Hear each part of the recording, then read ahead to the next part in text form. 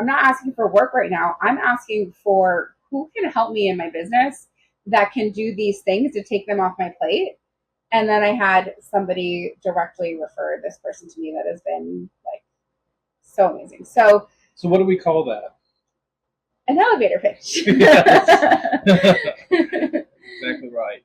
So, as a creative, I knew that I always wanted to run a business, but I didn't know the businessy things. I'm Kim Russo, owner of On Brand Designs, creator of the Profitable Brand Designer course, and this is my cute man over here. I thought we were going to say handsome man, but I'm handsome man Jeremy, co-hosting the show with Kim, hoping to share some knowledge and laughs as we share our journey together as an entrepreneurial couple. Thanks for being here, and I hope you enjoy this episode.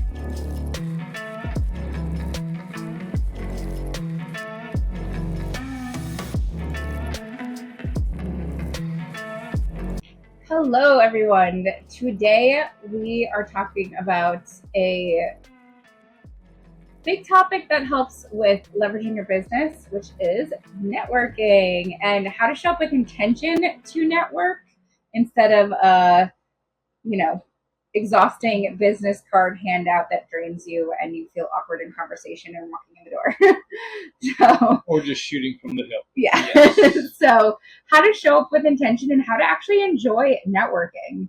That I network, I'd say at least twice a week at least. And I actually enjoy it and have friends that I network with. And so I wanted to kind of go in and share how showing up with intention in networking, how to leverage it in your business and your creative business, and also how to enjoy it. Right. Yeah. Because building your network is probably the most important thing. Building your network builds your network. Build what? Build your network. Build your network. Build your network. Yeah, I mean that's true. It's funny, but it's serious. It's so funny. It's funny, but it's true. So yeah, I mean, and that's. I started out in banking right out of college, pretty much, and there wasn't a lot of need for it.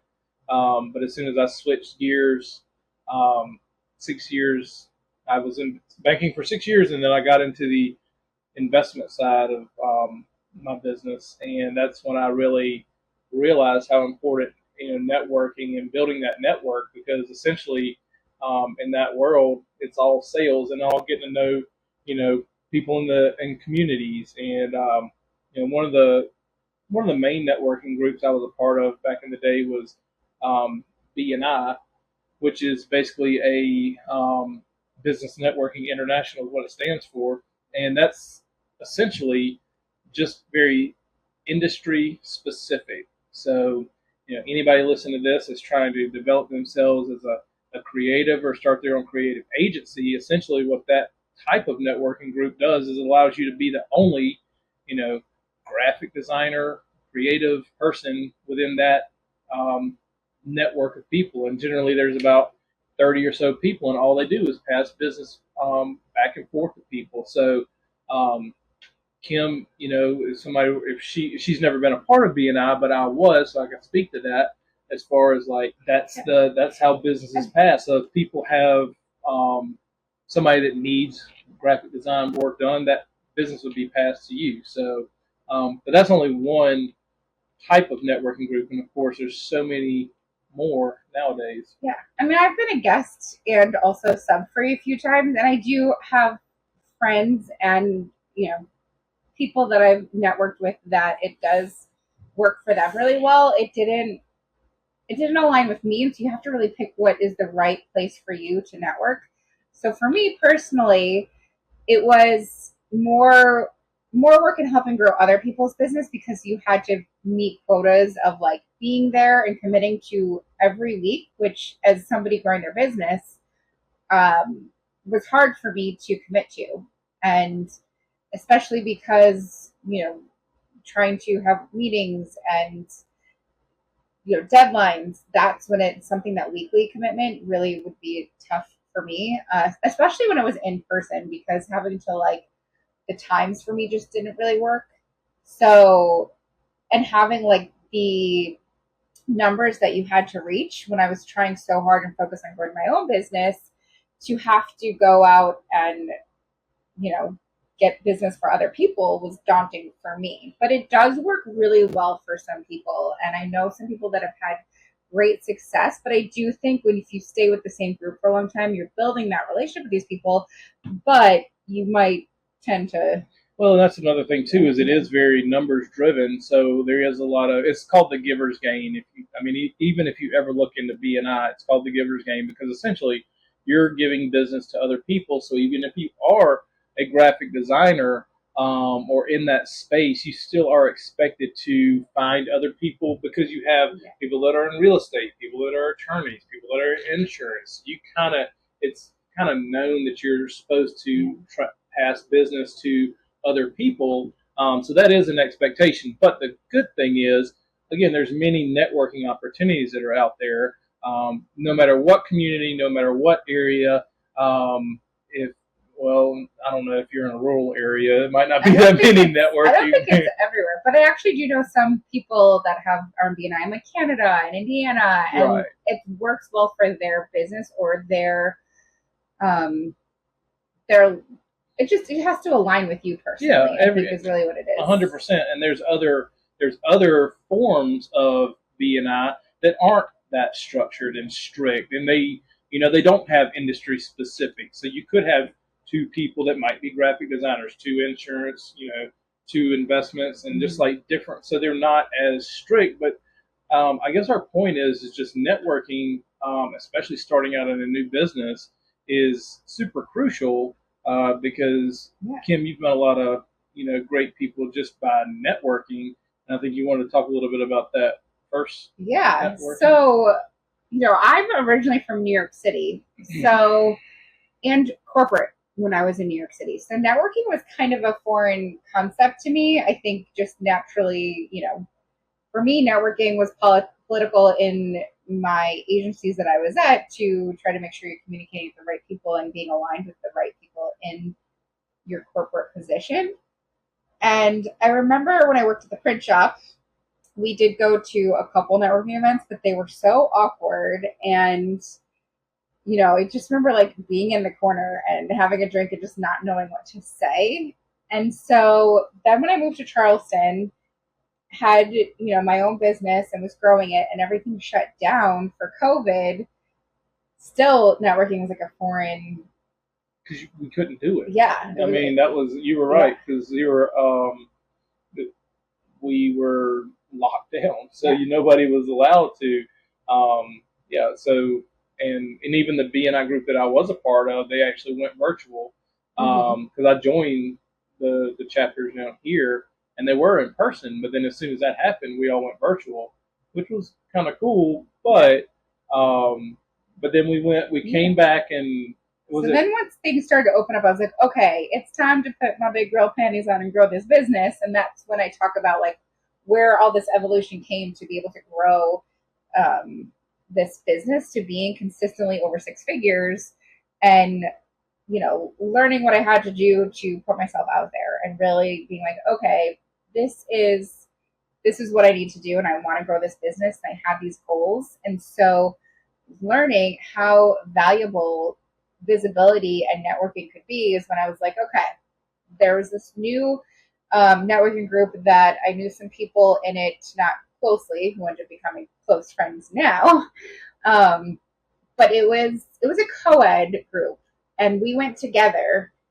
And I remember like making sure I had my business cards, and kind of being still a little bit like unsure of how to approach people and the room. It was at a bar, so it was like being at a bar where you had to go up and talk to strangers. But for the purpose of business. And I mean, I ended up knowing I know Charleston's a small town. Yeah, I know a ton of people around here. So I've only been here 5.5 years, and I go somewhere and pretty much know someone everywhere I go. Yeah, but Charleston's super small. But no, it was a good event, and it led you to the main group that you're a part of now, which is great. So Yeah. So then I went to Dame's event, and that was, I talked about in the last episode about power partnerships, but I went to, this was an all female group.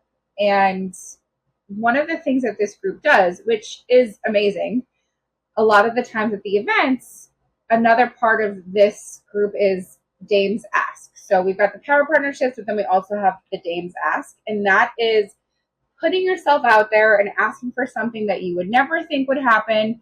And you never know who knows who and who can connect you to somebody. And a lot of things have happened for people in such a big way, even myself, by putting yourself out there. So I was in this room with all these, female business owners and entrepreneurs that are really driven, all different, you know, age ranges, and was not a public speaker at the time. Didn't even think I could be on a podcast, let alone have one, and be able to public speak in the way that I can now. So I was positioned in the room where I had to go first. And part of what you had to do is get up, say who you are, say what you do, and make your big ask. Well, I didn't know how to articulate what I did in a way that was meaningful and impactful. I didn't know, like, what am I asking for? Like, I had no idea. What does this mean, an ask? Like, you know. So I went first, and it was pathetic. Like, it was night and day to who I am this day, and it is all because of going to these network events and putting myself out there. And so I went first, which was great because I probably still wouldn't know what to say if I saw how everybody else structured it. But I was almost like this timid little girl, and my answer was, "Hi, I'm Kim Russo. I'm from New York. I just moved here, whatever, a year ago. I do logos and websites and graphic design, and at the time I was doing some social media, so I was like, going to do some social media. And, my ask is, if you know anybody looking for a design, please send them my way." Like, how unclear is that, and how vague and how unconfident does that sound? Like, who would send somebody to me with just that?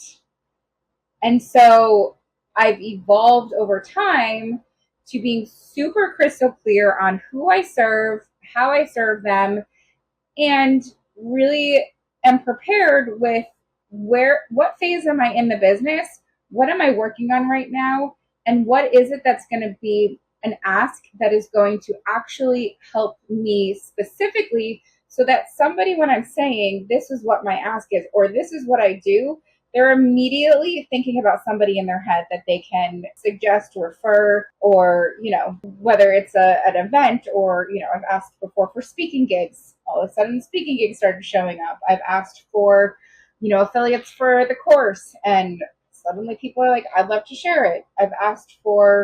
Um, I've asked for help. I've needed help with my business. I was like, I am at the point where I need a manager, and we'll talk about that another day. But I have right now working with an online business manager, which is amazing.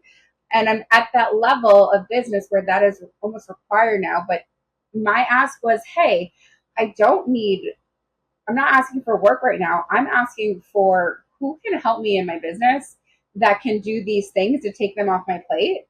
And then I had somebody directly refer this person to me that has been like so amazing. So what do we call that? an elevator pitch.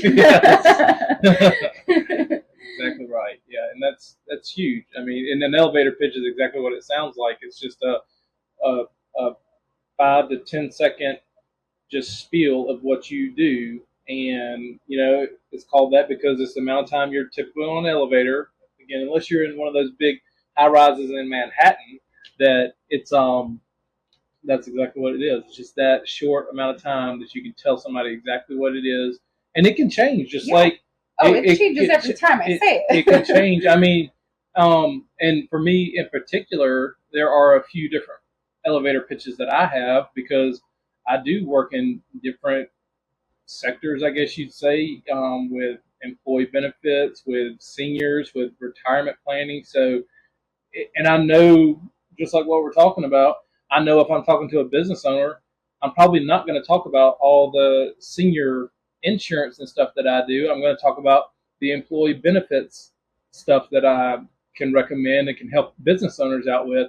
Or if I'm sitting there talking to someone who's 65 years old, I'm going to talk more on the insurance side and the retirement protection. So yes, your elevator pitch should be, and I know some people say no, your elevator pitch that's no. You just have to show up with confidence and Yeah. be super clear on how you know, how you show up in your business and knowing exactly who you want to work with, who you target, what those goals are. And those are all things that I teach in the Profitable Brand Designer.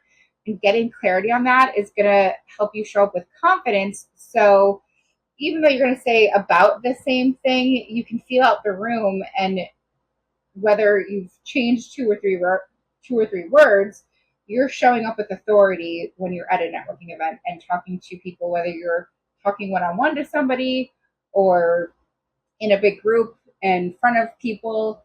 You're just wanting to make sure that you are got all of that clarity down and you know exactly what you do and who you serve and that you're confident about it.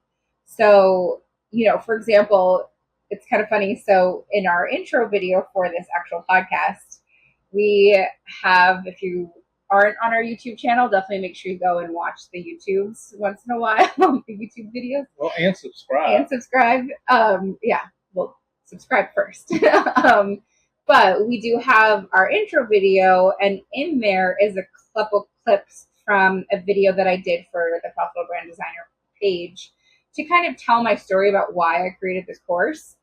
And when I was introducing myself in the course video, and months later, doing almost a year later, doing the intro video for our podcast, sitting right here in the same seat, my introduction for who I am, my mouth lined up almost perfectly in editing because I'm saying the same thing as far as the initial intro about who I am. And then it kind of evolves and changes and depends on where I am, who I'm speaking to. And again, like I said, when there does come to talk about who I'm looking for and, what type of event I'm at and who I'm actually speaking to, that part might change. But because I am super clear, or, in this phase two in my business, I'm kind of going to that, and I'm doing an up level of on brand right now. And so going back to define who this new ideal client is and this new phase that I'm in, and readjusting how I speak now at the next networking event because I am redefining that. So it's okay to change, but it's going back to those. I even use my own worksheets to figure out who is this next client avatar that I need to be attracting, so that when I'm going up to these people, again, it's top of mind and they're having a clear visual of what you do and who you serve, so that they're thinking somebody right away to connect you to, or but then another good practice that I've gotten over the years is not just showing up and being, putting myself out there. It's going in groups that I feel comfortable and confident in has helped me. So there are so many networking groups in Charleston and networking events. I do find that once I've kind of found my tribe, that's where I get the most impact. So, not too far from BNI where you're meeting with these same people, but networking for me has become, almost social, I would say, too, because I'm going into these female groups where it's a lot of women who have the same goals, and we just naturally become friends. And so not only am I learning at these events, because a lot of times they're speakers, also being the programs director for American Marketing Association, which is a co-ed group, but I'm planning programs that's going to help benefit me. And I'm, bringing people together that I know are going to be great power partners, or, help each other in the community grow and get better. Yeah, and I think that's I think your point mainly is just get out there and do something. Mm-hmm. Just get out there and show yourself and show your face and be a part of the community. Networking is just making friends. That's all it is. I mean, networking is making friends and having somebody that you can, help and in whatever capacity. and they have to have that know, like, and trust factor for you, and they're never going to have that if they don't know who you are, you don't network. But you have a lot of people that will, like you were just saying about being so clear and concise. There's always somebody that says, "Oh, I got somebody that you need to meet or you need to work Mm-hmm. with." But I think another key point is um, shameful, shameless Oh my gosh, plug. shameful. No, shameless plug of you and or anybody that is in branding or is really like trying to build a branding agency, or again, just shameless plug for you, is that you help people build brands that really stand out for people. So that's another key aspect for when you're marketing and networking and getting out there. Because we have a guy, he always wears purple, Yeah. and so like everybody knows, Well, what we his tried a business is. thing. We haven't always done it, but I like to match. And so Yeah, we but went to an event and he was giving me a hard time for it, but it was so memorable that people now will come up to us. And even that event, they're like, "So what are you guys wearing next time that's going to be the same? What color is the next one?" it wasn't that memorable for me. I don't remember what I wore. What? Did that one? I wore a pink dress and you wore a pink shirt. And yeah, and then I try to match as best as possible. Well, I don't get into the matching as much as she does. But it builds a brand as us for the profitable brand couple. I know. It's our brand. Yeah, I get that. I just unfortunately couldn't remember that event. Well, but showing up and being memorable though too is like having something. I mean, people know me for my cute dresses. That's like my thing, and they'll always every time I go, they're like, "What cute dress do you have on today?" Another friend, statement necklaces, or she, I'm gonna use this as a reference because she shares this, but she is a public speaker, speaks public speaking, Oh yeah. and can command a room, but she actually gets to networking events early because she doesn't like walking up to conversations. She wants to be there already and make connections to like that's her thing to fill in that gap of awkwardness and also getting to know people. And it's and having like something memorable like her statement necklace to show up there, and it makes like it's figuring out too what works for you and what's your personality and what's your brand and building upon that. But I think that's a good point too, because if you do show up early, stay late, kind of that old concept, but like you get to talk to almost everybody that's there. And if you're not that person that walks in, I mean, we typically like to show up earlier. If we're going somewhere, like I've always been a punctual person. If we got to be somewhere, I like to be there early because if you're walking in the middle, like you're probably going to leave somebody that had to leave early or something. So if you stay there, you get the whole. Well, I think having intention too, when you go, it's like, okay, I want to make sure I'm connecting to this person or this many people also helps to like make yourself kind of get over that nervousness or scared and knowing that everybody's in it together. And, also coming in with just, you're not going in there like, hi, this is what I do. What do you do? Like get to know them, have a conversation, like have a icebreaker conversation that is not going to be going right into what do you do? Like, hey, where are you from? Oh, I love your shirt. Where is that from? Like, where do you live? Where do you like anything else to kind of break the ice and find some familiarity too. And then you could get into like, the conversations of what makes you happy, what's fun for you, like get to know somebody more. And then it doesn't feel so nerve wracking or daunting or putting pressure on you to making sure that you're getting this. And I'd say honestly, there's some events that I'm had a busy day or I have a deadline or I have work to do, but I committed in my to myself to go to an event. Not only then am I committing to myself, but once I've become friends with some of these people, they're, are you going? And I don't like to disappoint people, so I'm going to make sure I go.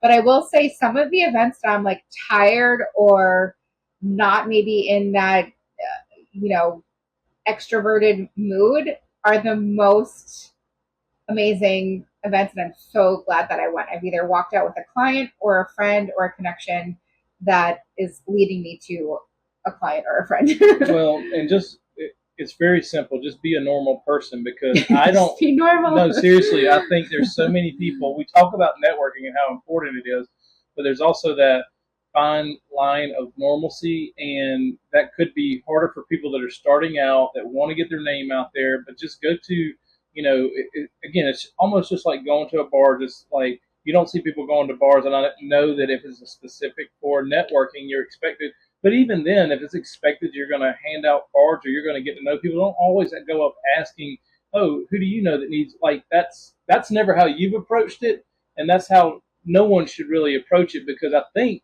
just having that normal conversation, and that goes back to how people perceive you and your personality. Everybody wants to go a go getter, but I have been turned off at events where people are trying just to sell.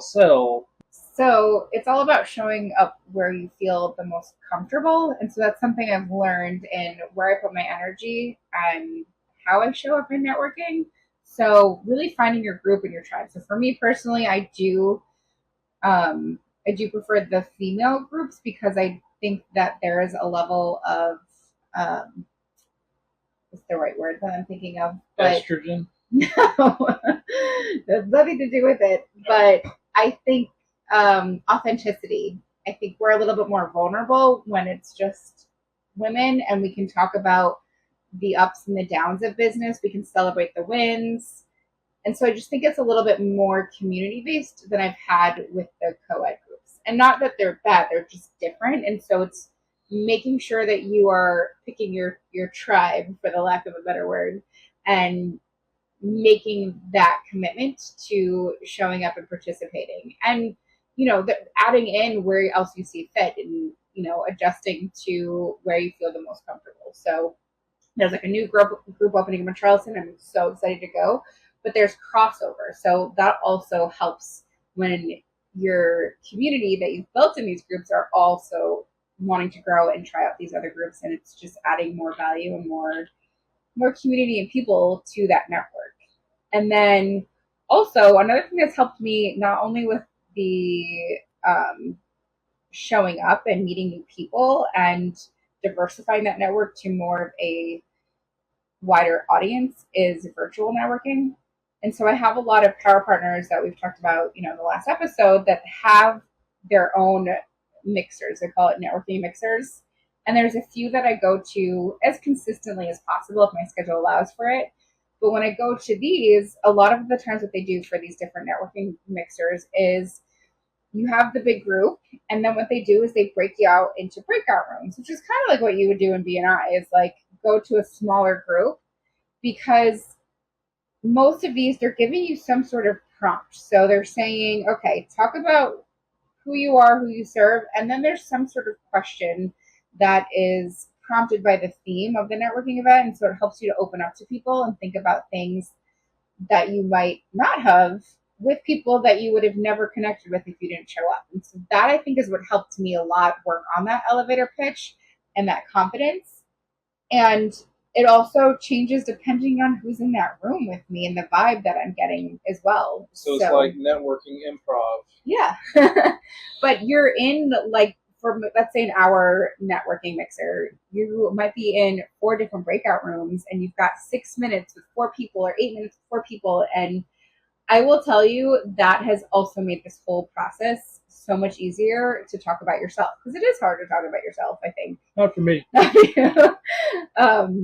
But I always have found myself too that the more I do it, the more confident I am, to the point where I'm going first and I'm, running the room to, okay, you're going to be timid and talk. I'm going to call you out to talk. Like, put yourself out there, and you're in a safe place. and It's practice. And if you don't see these people again, then you don't see them again. Right. It's practice at getting better and improving how you're showing up and talking about your business. So I was going to ask you, like, for the introverts, and I think you pretty much already touched on it, but like, you seeing that you were introverted, and now you love these events. So I think you can add more, or just say, hey, I've already covered it. But like, just somebody's introverted, like, what are things that, because people might be scared to go out there and network. They might be, if they're starting a new business and they worked in a corporate world and they're not used to it. Like, anything you would say? So I think, as a recovering introvert, I think I still have introvert and extroverted tendencies, and it really depends on my mood. But once I get out there, and I usually always like break the ice, and then that kind of feeling goes away. I think if you are super introverted and you're super nervous about going, do the buddy system. Yeah. Go with a friend, or you know, make sure you listen to the last episode, which I think will be, if you're listening to this out of order, I think episode 6 or so, one of our first ones. And we talk about finding a power partner, and maybe that's what that is. It's finding somebody, like reach out to somebody, especially if you're new to an area and don't know anybody, that you can start a DM conversation with, or somebody that, even if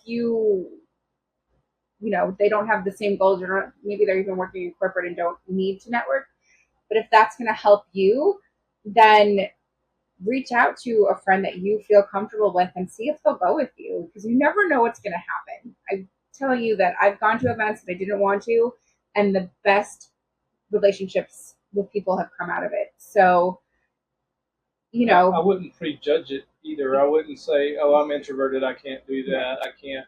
Because, just like you said, you don't know what's going to come out of that situation. You could, you. I would look at it like this: like, if I don't go to that networking event, what would you what miss am I out losing? on? Yeah, what am I losing? Yeah. Mm-hmm. So don't just prejudge it and say, I mean, because at the end of the day, you can slice it however you want to, but when you're becoming entrepreneurial and you're building your own business, this is a non-negotiable. Like, you have to get out there and really, meet people and get outside of that comfort zone. And again, if you prejudge it, you could be awesome at it. And so I would not say.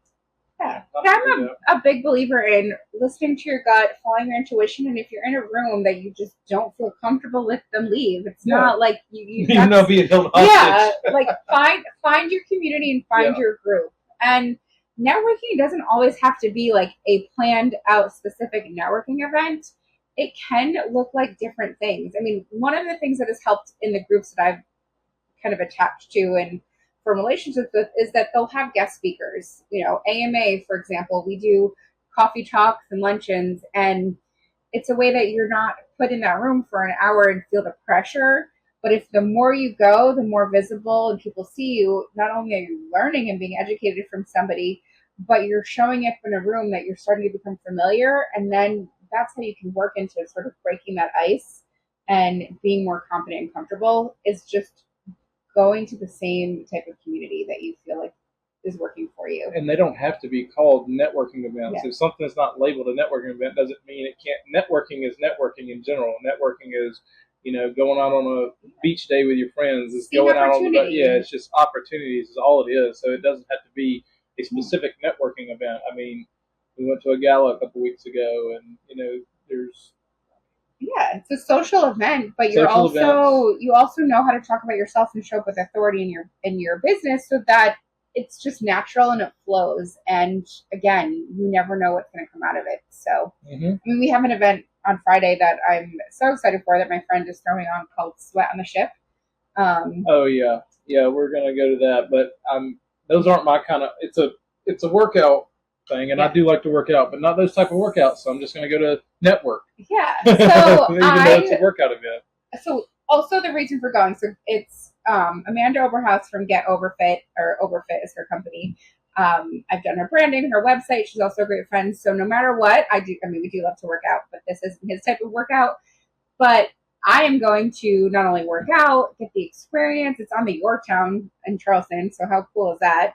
It also is going to be so many people there from the community that make an impact locally. And she also drops by randomly at the house, and I don't even know when she's going to pop up. But I want to go to support her because she is a power partner, and she's one of those people too that I'll call if I'm going to a new event and I don't know anybody and I need that person. I'm going to call. She's one of the people out of many that I feel like I have that I could call and be like, this is, she's does fitness and nutrition and finance, and I do branding, and but we're both growing a business. So to get Jeremy there, I reminded him that showing up in something that's a big event in the community like this, you don't have to work out. You can just watch or be, be on the sidelines with the other people that don't want to work out. But putting yourself in those situations, in those rooms, you never know what that could lead to and what could happen and what connections could be made. We've been to events too where we've had friends that are like, Jeremy, I want you to meet this person, and then I want you to meet this person. You had no idea walking into that room that was going to happen, but it's because of putting yourself in these rooms and putting yourself in a visible situation, whether it's networking or just being involved in the community. You're making it sound like I'm the one saying that you do need to do that stuff. You're making it sound like I don't even like doing Oh, I didn't. No, that. that's not what I was saying. No, I know. I'm just saying, if you don't, like, putting yourself out there and not just networking events too will help open that up, and community events. You're making it sound like I don't even. What are you talking? How am I making you sound like that? Just kidding. No, I'm saying I wasn't going to do the workout. Oh. I am going to go for the network. Yeah, well, you said you didn't want to do the workouts because you like to pick things up and put them down. I do. It's body weight. You want some iron weight. Yeah. Any closing thoughts as we wrap this awesome episode up? Just get out there and do it. And take my course to learn how to get out there and do it. Talk about your business and set yourself up for success. And having a presence too, like having a website, having, places where you could direct people to also is going to help with that networking process. Right. So thank you guys. We hope you get out there and network. And if you're local, I hope to see you at some of the local Charleston events, or maybe we'll cross paths on a virtual networking event. Or come network in a Zoom room. Come network in the Profitable Brand Designer Q&As that we have. So thanks for listening. Talk to you guys later. Thanks for listening. We hope that you enjoyed listening to this episode as much as we enjoyed creating it. Make sure that you follow On Brand Designs on all social media pages and on Instagram, The Profitable Brand Designer, to get the latest episodes, releases, and tips and tricks for brand designers. And also, you can also follow us as a couple on Instagram at Profitable Brand Couple. That's profitable.brand.couple. So we hope you follow us there and like and comment. And subscribe and follow us on YouTube to see us in action. There you go. Thanks for joining. Bye-bye. Bye-bye.